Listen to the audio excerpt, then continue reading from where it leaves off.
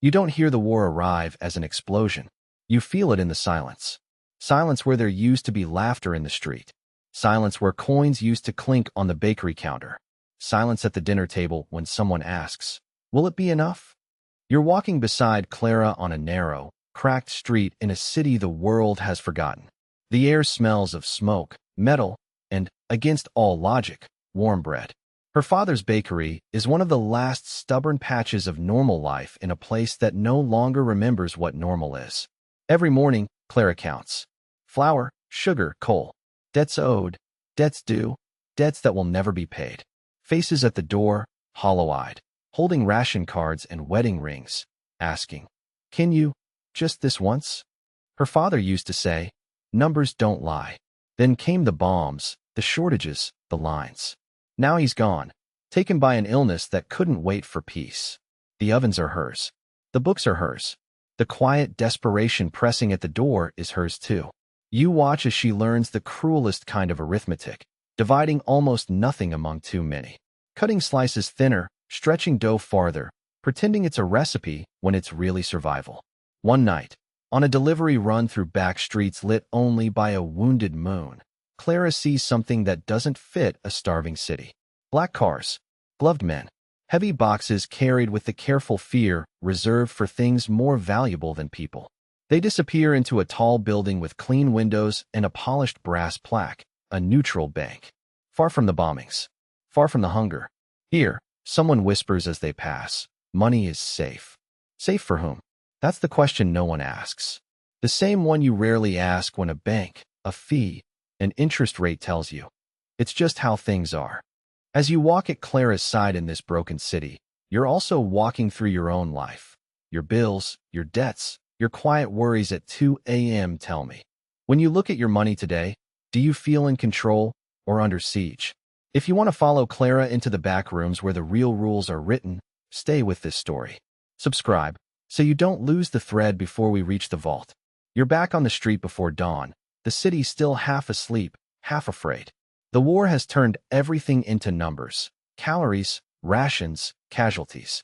You walk beside Clara as she balances a wooden crate against her hip, counting each loaf not as bread, but as decisions. This one for the old widow who pays late, but prays early. That one for the family who sold their last heirloom last week. Another for the man who swears he'll settle tomorrow, a word that means nothing here anymore. Clara's father used to say, "Bread is simple. Flour, water, salt, time." Now, without him, she realizes bread is not simple at all. It's rent. It's debt. It's the difference between keeping the ovens lit or closing the door on the neighborhood that raised her. At the back of the bakery, the ledger waits like a quiet judge. Columns of numbers, cramped handwriting, names she knows by face and by hunger. The math is brutal. Incoming flour, outgoing bread, rising prices, falling coins. Every page insists on the same truth. There is not enough. That night, delivering a late order across town, Clara notices something that doesn't match the emptiness around her. Black cars, clean shoes stepping over broken glass, gloved hands lifting heavy boxes with the softness reserved for something precious. Not food, not medicine, something more durable than both. They move in and out of a building that still has all its windows, a neutral bank. While other streets choke on dust and rubble, this doorway is swept clean. A sign by the entrance murmurs a strange promise. Here, money is safe. Safe for whom? From the shadow of a doorway, you watch with her. You see a woman in furs, too bright for this gray city, hand over a case and sign a paper with a trembling hand. You see a man in an officer's coat slip inside, looking both ways first. No questions asked. Only signatures. Only numbers. Later, back at the bakery, Clara runs her fingers over the ledger again. Bread for rings. Coins for comfort. Fear for fees. Tell me, when you look at your own accounts, do you also sense there's a game being played that you were never clearly invited to understand? If this story is quietly pressing on something inside you, stay with Clara. In the next chapter, you'll step deeper into that bank's shadow and begin to see the rules that were never explained, but always enforced. The first time you follow Clara down that narrow alley behind the market, you almost miss it. Your shoes crunch on broken glass. Your hands smell like flour and smoke. and the city feels emptied. Empty of certainty, empty of full plates, empty of the future people once planned for over coffee and pastries. You're walking beside her, basket digging into your arm, when the alley widens into a quiet back street that shouldn't be this clean in a bombed-out city. No rubble, no shouting, just the distant echo of sirens. Then you see them. Black cars, polished, out of place, like they took a wrong turn from a richer world. Men in dark coats, gloves on, hats pulled low. No one looks at one another. No one speaks if they can help it. They carry boxes, heavy ones, the kind that bend the knees of strong men. Clara slows. You slow with her. At the end of the street, a stone building glows with warm, steady light. No boarded windows. No broken glass. The sign above the door is discreet, almost modest. Neutral bank, where money is safe. Safe. The word hits differently when your fingers know the weight of the last few coins in your pocket. When your father's death left you with unpaid flour bills, gas for the ovens, and neighbors who knock on your door with hollow eyes and empty hands. Money is safe, the sign promises. But not for you. You watch as a woman in a fur coat slips inside, clutching a small velvet pouch like it's a heartbeat. Behind her, a man carries a wooden case that clinks with every step. Nobody here is bringing bread. Only valuables. No one comes out with food. Only receipts. Clara's jaw tightens. She's been telling herself the city is simply unlucky, that debts and hunger are a misfortune falling equally on everyone. But here, where light and warmth gather around secrecy, another thought pushes in. Maybe this isn't just bad luck. Maybe someone is doing the math differently. You've seen this feeling in your own life, haven't you? That quiet suspicion that while you count every dollar, someone else is playing a game you were never taught the rules to. What would you do, standing there with Clara, realizing that neutral is just a word on a wall? If this story is stirring something in you, stay close. In the next steps, you'll see exactly how Clara turns this unease into a plan, and how you can start doing the same with your own money. You start noticing it the way you notice a stone in your shoe. Small, constant, impossible to ignore once you pay attention. The lines at Clara's bakery grow longer, but the coins on the counter grow smaller. People come in with hollow eyes and heavy pockets, not with money, but with memories. A locket, a wedding ring, a silver spoon engraved with initials that once meant something. They place them on the counter and whisper, "Just enough bread for 3 days, please." You watch Clara hesitate every time. She knows what these objects cost in love, not in currency. But flour doesn't care about feelings. The mill doesn't accept stories as payment. So she weighs the metal, does the math, and carves the loaves thinner. One afternoon, a nervous man you've seen before appears at the back door. He doesn't come for bread. He comes for Clara's notebook. "Can you check these numbers again?" he asks, eyes darting.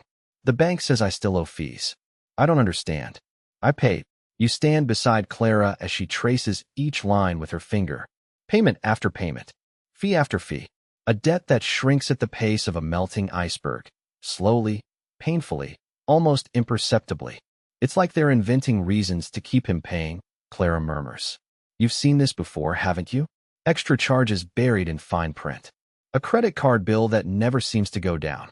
That loan you thought you understood, until you didn't. Day after day, more people arrive with the same problem and the same confusion. They all repeat the same phrase. "I signed what they told me. I trusted them to explain." Clara starts keeping a separate notebook. Names, dates, amounts, fees. The pattern becomes undeniable. Ignorance isn't just an accident in this city. It's a business model. Pause for a moment. Where, in your own life, are you signing first and asking later? If this is hitting a little too close to home, stay with Clara. As she sharpens her numbers, you'll sharpen your own. Subscribe so you don't miss how she turns this quiet suspicion into a weapon, and how you can start reading your own financial story with eyes wide open.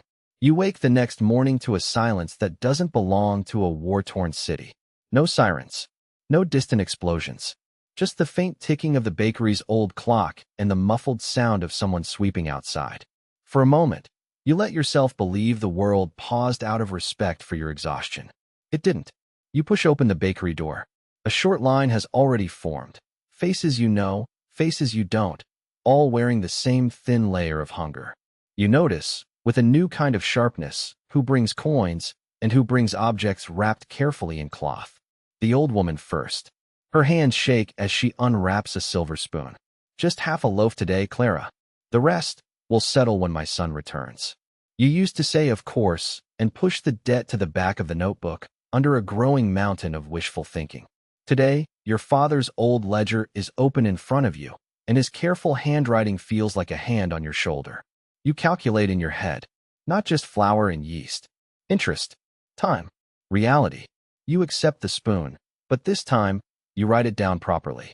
Date, value, what she still owes, what you can actually afford to give. Outside, the city continues its strange double life. On one side, people like you, trading what little they have for bread and hours of survival. On the other, polished shoes stepping out of black cars in front of the neutral bank where nothing is scarce, only hidden. By midday, you notice something else. Rumors. I heard the bank is lending to shopkeepers now. Safe loans, they call them. For rebuilding. You pay attention differently now. Safe for whom? At what price? What's the interest, the collateral, the clause nobody reads because they're too tired, too scared, too hopeful? That afternoon, a man from the bank steps into your bakery with a practiced smile and a folder under his arm. Clara, isn't it? I have a proposal that could save your business. You look at the line of customers. At your father's ledger. At the folder. This is where your story begins to look a lot like your own life, isn't it? The moment someone offers rescue, wrapped in paperwork you don't fully understand. Tell me, have you ever signed something financial just to stop the fear, not because you truly understood it? If this is starting to feel uncomfortably familiar, stay with Clara. What she learns in the next steps will quietly rewrite how you see your own bank, your own debts, and your own power. You're back inside the bank. Only this time, you're not delivering bread. You're delivering numbers. The clerk barely looks up when you enter, but the manager does. His smile is thin, professional, the kind that never reaches the eyes. Ah, Clara, he says, as if you're an old friend. Another invoice? Another small favor. You lay the ledger on the counter. Columns of numbers, each one a breadcrumb leading to something darker. Fees, storage costs, emergency handling, percentages that swell like infections. He trusts you now, at least he thinks he does.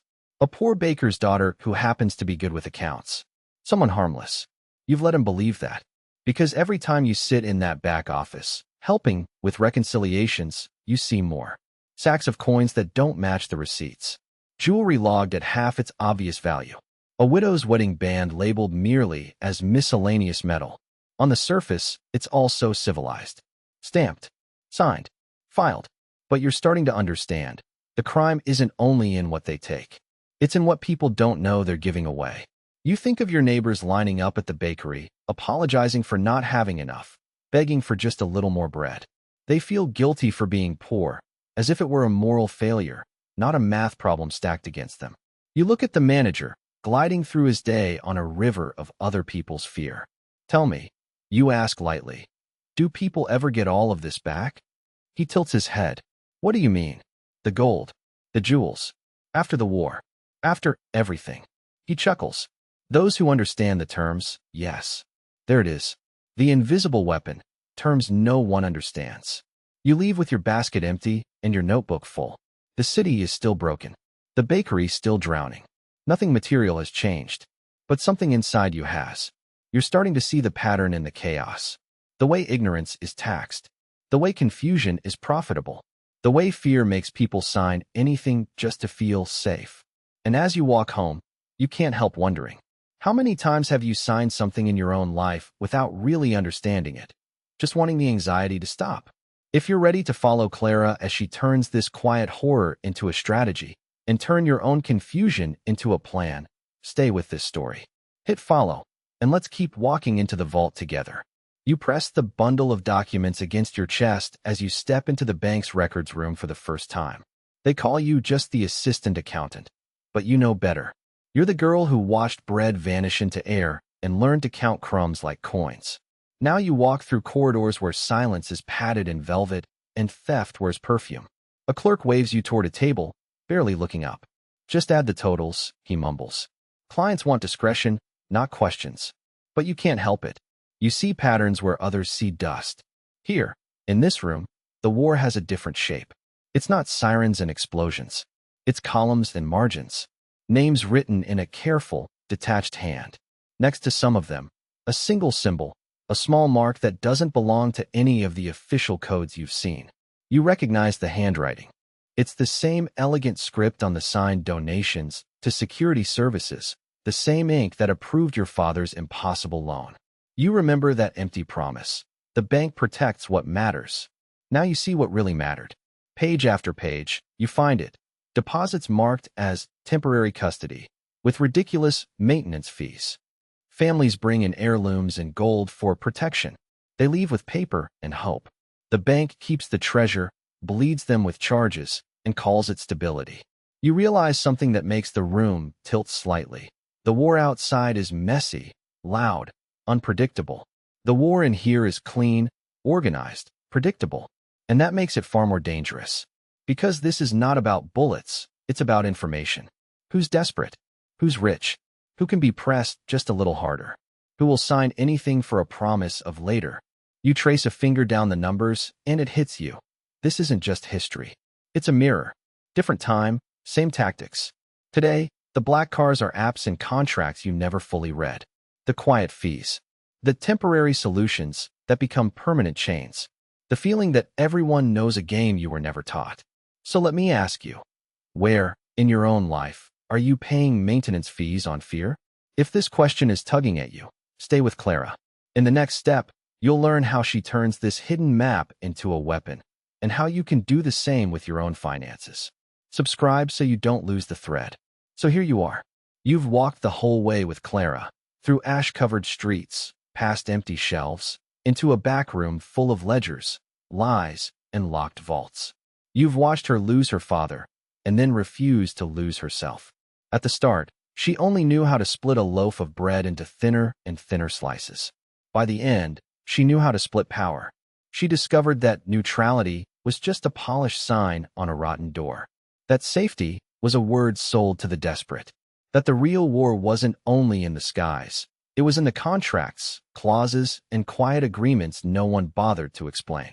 Now, pull the camera away from the ruins of that city and point it toward your own life. Where are your neutral banks? What are the phrases you repeat without thinking? It's just how the system works. Everyone has debt. I'm not good with money. Clara's turning point wasn't when she found the gold. It was when she understood the rules behind it. You've just done the same. You saw how information, organized, written, and questioned, turned a powerless girl into a strategist. You saw how a clear map turned chaos into options. You saw how naming the game was the first step to no longer being played. Now it's your turn to open your own ledger. What is the one financial bleeding you refuse to ignore after this story? Is it a debt you've been avoiding? A bill you pay without checking? A dream you've quietly postponed because now is not the time? Pause here. Answer that for yourself. If you want to keep walking beyond the last page of Clara's story into your next chapter, stay close. There are more maps to draw, more numbers to translate, more hidden vaults to open. Subscribe, and let's turn what you just felt into something measurable, negotiable, and finally yours.